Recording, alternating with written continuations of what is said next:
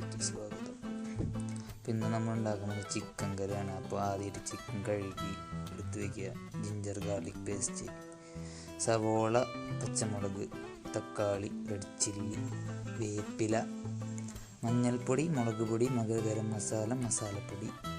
എന്നിട്ടൊരു ചട്ടി എടുത്തിട്ട് അങ്ങോട്ട് എണ്ണ ഒഴിക്കുക. എണ്ണ തിളച്ച് വരുമ്പോൾ അതിലേക്ക് ജിഞ്ചർ ഗാർലിക് പേസ്റ്റ് ഇട്ട് ഇളക്കി കൊടുക്കുക. ജിഞ്ചർ ഗാർലിക് പേസ്റ്റ് ഇങ്ങനെ ഇളക്കി ഒരു പരിവാകുമ്പോൾ നമ്മളതിലേക്ക് വേപ്പില ഇട്ടിട്ട് വീണ്ടും അങ്ങോട്ട് നന്നായിട്ട് അങ്ങോട്ട് ഇളക്കിക്കൊണ്ടിരിക്കുമ്പോഴാണ് ചിക്കൻ കറിയിൽ ടേസ്റ്റ് ഇങ്ങനെ വരുന്നത്. അപ്പോൾ എണ്ണയിലിട്ട് നന്നായിട്ട് ഇങ്ങോട്ട് ഇളക്കി ഒരു ബ്രൗണൊക്കെ ആകുമ്പോൾ അതിലേക്ക് സവോള ഇടുക. സവോളയും പച്ചമുളകും ഒരുമിച്ച് ഇട്ടിട്ട് വീണ്ടും ഇങ്ങോട്ട് നന്നായിട്ട് അങ്ങോട്ട് ഇടുക. അപ്പോൾ മറ്റേ പച്ചമുളകിൻ്റെ ഇതൊക്കെ സവോള ഇങ്ങനെ പിടിക്കി. അപ്പോഴാണ് കറിക്ക് നല്ലൊരു എരിവ് വരുന്നത്. ഇങ്ങനെ ഇളക്കിക്കൊണ്ട് ഇങ്ങനെ ഇരിക്കുക. ഇളക്കുമ്പോൾ നല്ലൊരു ബ്രൗൺ കളറാവും സാധനം.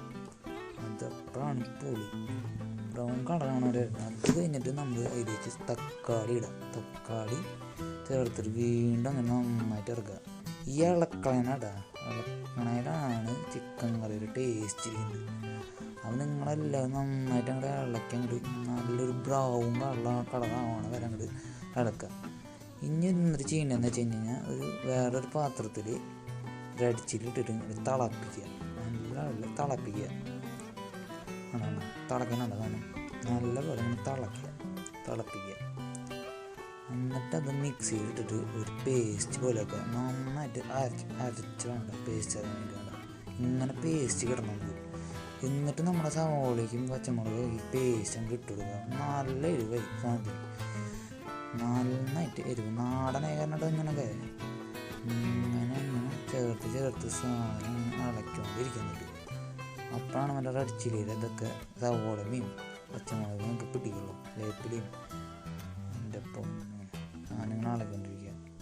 അത് കഴിഞ്ഞിട്ട് നമ്മുടെ മെയിൻ പൊടികളൊക്കെ എല്ലാം ഇടങ്ങട്. റെഡ് ചില്ലി, മഞ്ഞൾപ്പൊടി, ഗരം മസാല, അങ്ങനത്തെ എല്ലാ പൊടികളും അങ്ങോട്ട് പടയ്ക്കുക. ഉപ്പിടുക കുറച്ച് ആവശ്യത്തിനിട്ട്. അങ്ങനെ കോഴി അതിരിക്കോ സാധനം അലമ്പാവും. എന്നിട്ട് വീണ്ടും അങ്ങോട്ട് ഇളക്കി അങ്ങോട്ട് കൊടുക്കുക. സാധനം അപ്പോൾ ഒരു നല്ലൊരു കളറായിട്ട് ഇങ്ങനെ വരും. കാണാൻ പറ്റും. സാധനമാവും നല്ലൊരു ഗ്രേവിയാവും സാധനം. അത് കഴിഞ്ഞിട്ട് അതിലേക്ക് പതുക്കെ ചിക്കൻ ഇട്ട് കൊടുക്കുക. ചിക്കൻ എല്ലാം ഇട്ടിരിക്കട്ടെ. ആദ്യം കുറച്ചിട്ടിട്ട് മസാല ഇങ്ങനെ പിടിപ്പിക്കുക.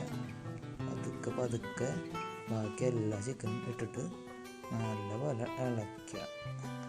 എല്ലാ ചിക്കനും ഇങ്ങനെ കുറച്ചാക്കിയിട്ട് ഇടുക.